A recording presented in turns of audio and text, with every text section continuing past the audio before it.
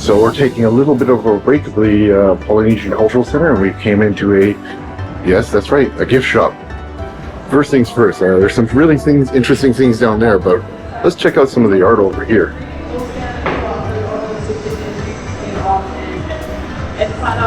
You'll find 6 languages with a variety of different activities, and you can participate in. Look at that boat. Activities, theatrical activities, military The hole down below. activities.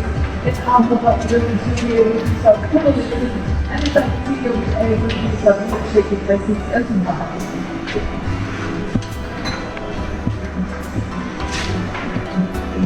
That brings a different definition of pubbing, huh?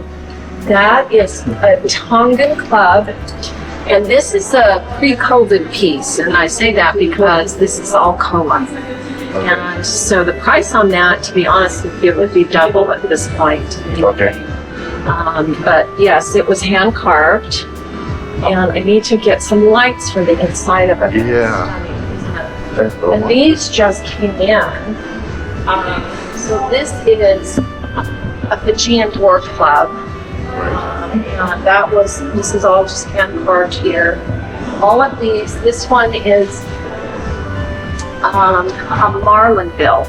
Okay. So they would use the fish of the sea, the marlin bill, the swordfish, and create swords and, these weapons. You can see right there where he's using something similar to this. Yeah.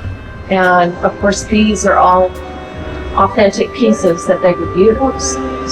This is a local artisan. His name is Brooke Parker. This is an original piece. It is $35,000. And he was 8th generation from King Kamehameha.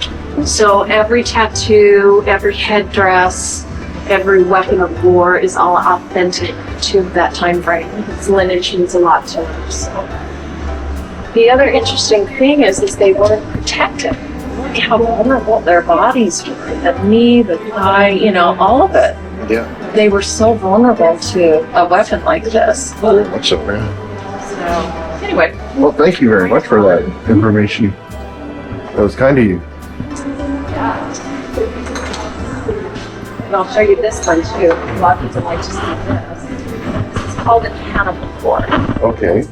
And this was a royal fork that was used just for the king to take the brains of his enemy and feed it to him. And so that's where devouring your enemy came from. But he wanted all of his enemies to understand, you go against me, this is what's going to happen to you. Right. So they would literally, and cannibalism was just abolished in Fiji in 1978. Yeah. So it's been out there, and it still kind of is out there on some of those on some of those islands. My mother lived on Papua New Guinea. I was going to say Papua New Guinea is no. And Yeah. so she stayed in with a lot of cannibalism. Yeah. And that's when they tried to weed it out. But and just in the recent years, they kind of brought it back. Yes. What took you to Papua New Guinea? Mom? Mom? What took you to Papua New Guinea? My dad is a linguist and language favorite. Yeah. And you were there in what year? 1965. Oh yeah. And they and they're pretty rough now. I've never seen black people. Yeah, that's pretty good. Very. Before I never did so I just love it. Yeah, it's been fun. Well, nice to meet you. You can definitely explore this.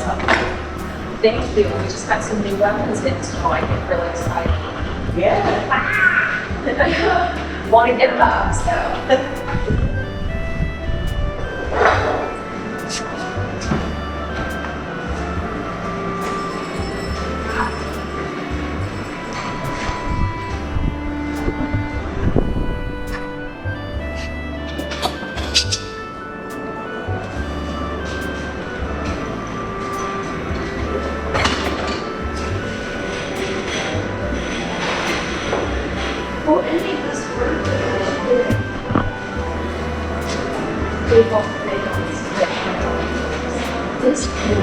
wooden dolphins.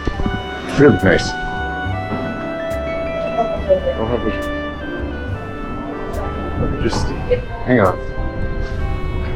Last time. $15 American. So $15 for a little carved dolphin. It's actually not a bad looking thing. But they have lots of them.